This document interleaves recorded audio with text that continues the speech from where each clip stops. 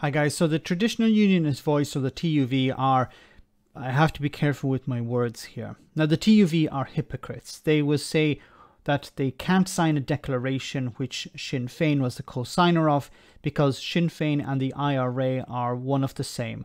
And that means that Sinn Féin are basically terrorists, which the TUV will not go into power with. Even if they're democratically elected, the TUV will not agree to anything that they present as legislation. Sinn Féin bad because terrorism. Well, this hypocrisy was pointed out perfectly by Mark Carruthers of the BBC when he interviewed Jim Allister of the TUV ahead of the May Assembly elections.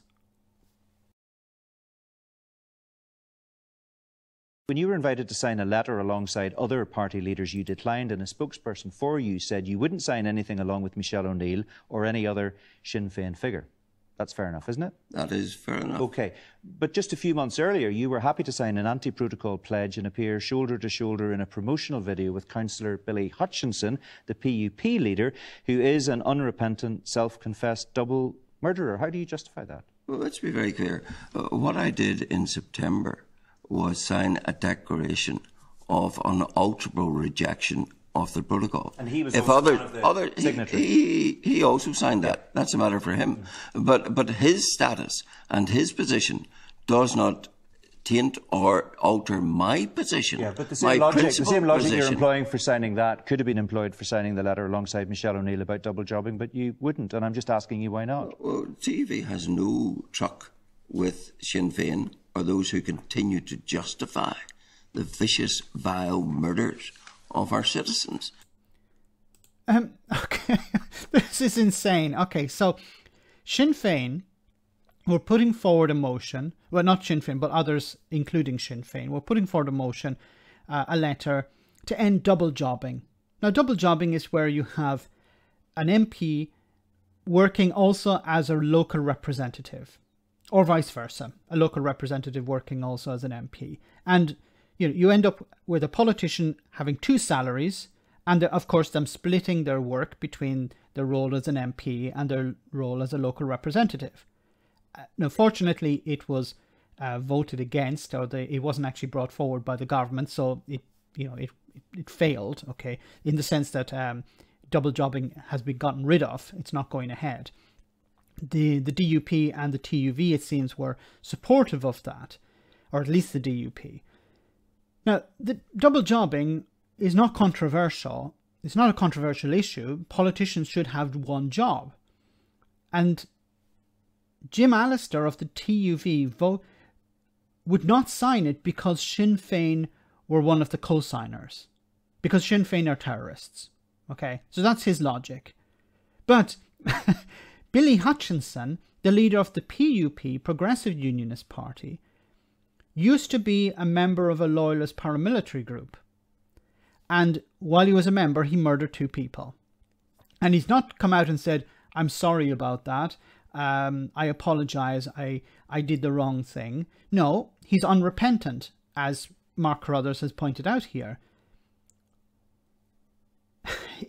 But Jim Allister doesn't have a problem with that because Billy Hutchinson is against the protocol.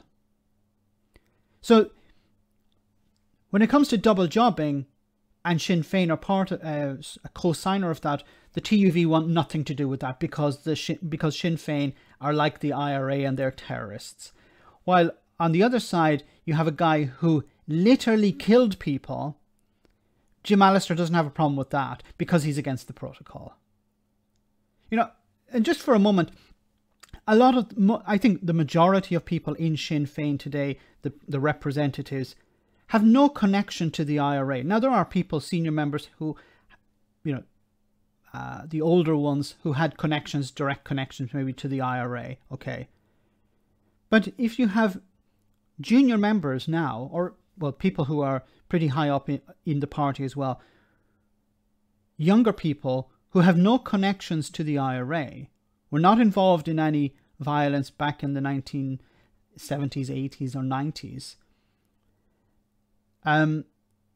how can you say, well, I'm not going to sign something against double jobbing, something as benign as that, but I'm going to go to a march and pose with a guy who murdered 2 people because he's against the protocol. Now remember, Jim Allister, and I've covered this before, Jim Allister campaigned for Brexit. Jim Allister voted for Brexit, told his supporters to vote for Brexit, and he still thinks Brexit is a good idea. He hasn't renounced Brexit, just like Billy Hutchinson hasn't renounced his previous actions. But he wants the protocol gone, and he's willing to stand with the devil himself if he's against the protocol. This is disgusting, but this is what you expect from people like Jim Allister. Unfortunately for Jim, I think the protocol is going to remain.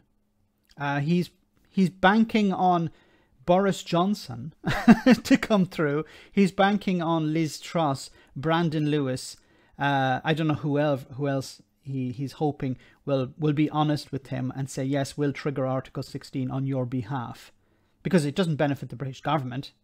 It benefit Jim Allister. Because what does Jim Allister ultimately want? He wants a hard border on the island of Ireland. He doesn't care about the consequences of that. He doesn't care about the damage it's going to do to the Good Friday Agreement and the peace process in general. Because what would happen, there are over 200 border crossings on the island of Ireland. So between Northern Ireland and the Republic of Ireland, there are over 200 crossings. If there was a border put there, there would need to be infrastructure. That infrastructure would need to be secured because there would be obviously a threat to that infrastructure. Maybe not from the IRA, but from other movements, other organizations. And then you would need a security element there as well. And this would be against the Good Friday Agreement because the Good Friday Agreement requires the removal of security infrastructure. But then, once again, Jim Allister doesn't give a crap about that either. Let me know in the comment section, guys, what you think about all of this. As always, your comments are greatly appreciated. Thanks a lot.